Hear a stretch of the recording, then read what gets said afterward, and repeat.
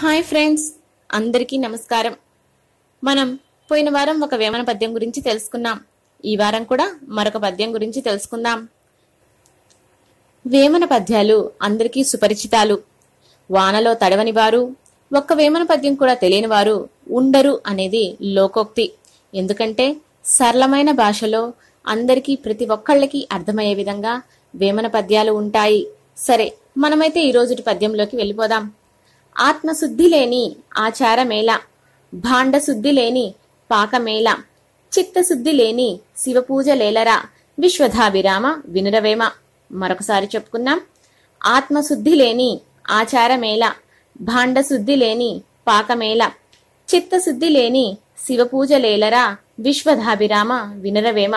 భావం: నిర్మలమైన మనస్సుతో చేయని ఆచారం వలన ప్రయోజనము లేదు. వంట చేసుకుని కుండను తోమకుండా వంట చేసిన ఆ పదార్థము తినుటకు మంచిది కాదు కదా. అట్లే నిశ్చలమైన మనస్సుతో చేయని శివపూజ వలన పుణ్యము లభించదు.